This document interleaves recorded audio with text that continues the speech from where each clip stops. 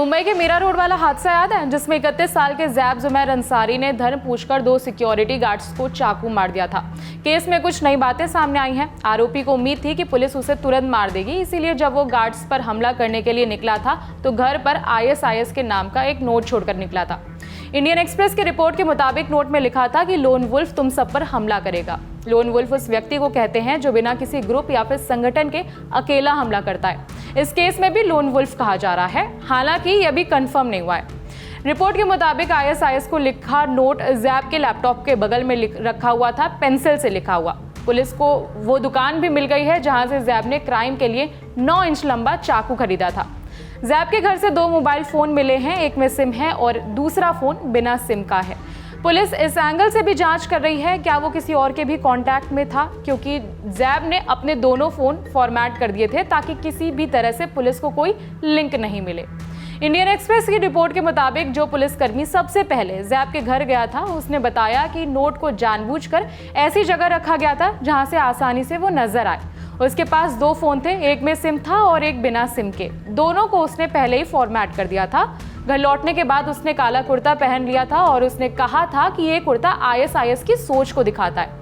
सूत्र को कोट करते हुए रिपोर्ट में आगे कहा गया कि उसने पुलिस को बताया कि उसे उम्मीद ही नहीं थी कि वो जिंदा लौटेगा। उसे लगा कि लोगों पर हमला करने के बाद पुलिस उसे मार देगी, लेकिन वो बच गया और खुद ही घर पर लौट आया और उसका मकसद लोगों के मन में डर पैदा करना था। जब हम उसके घर पहुंचे तो वो बिल्कुल भी हैरान नहीं था। जांच से जुड़े एक अधिकारी के मुताबिक जैब ने जांच में बताया कि वो लंबे समय से अकेला ही रह रहा था, लोग उसके साथ अच्छा व्यवहार नहीं करते थे। उसने बताया कि उसे रेंट पर घर भी बड़ी मुश्किल से मिला था और मुश्किल से मिले उसी घर पर उसने कथित तौर पर ISIS को डेडिकेटेड एक नोट लिखा था। जैब ने जांच में यह भी बताया कि वो पहले खुद को मारने की प्लानिंग कर रहा था। सूत्र के हवाले से इंडियन एक्सप्रेस ने छापा कि उसने कहा कि फिलिस्तीनियों की हालत, खासकर बच्चों की मौत देखकर वो भड़क गया था।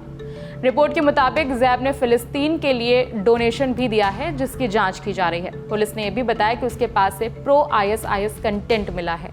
ISIS वाले नोट को लेकर जैब के वकील अब्दुल वहाब खान ने कहा कि उसे गिरफ्तार करके पुलिस तुरंत थाने ले गई थी। उसका घर सील नहीं किया गया था, खुला पड़ा था। यह सबूत मनगढ़ंत है। हो सकता है कि किसी ने उसे फंसाने के लिए घर पर नोट रख दिया हो।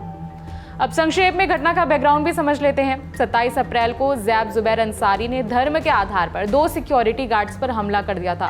पहले गार्ड से कलमा पढ़ने को बोला। जब विक्टिम कलमा नहीं पढ़ पाए तो उनके ऊपर चाकू से हमला किया गया। आरोपी को कुछ ही घंटों में गिरफ्तार कर लिया गया था। गार्ड्स का इलाज चल रहा है। गार्ड्स के नाम राजकुमार मिश्रा और सुब्रतो सेन हैं। मामले में ISIS, आतंकवाद, लोन वुल्फ जैसी तमाम चीजें सामने आई हैं और अब कथित तौर पर उसके घर से एक नोट भी मिला है। इस खबर में इतना ही। बाकी कोई जरूरी अपडेट आता है तो आप तक पहुंचाएंगे। मेरा नाम है विभावरी। देखते रहिए द लैंड टॉप।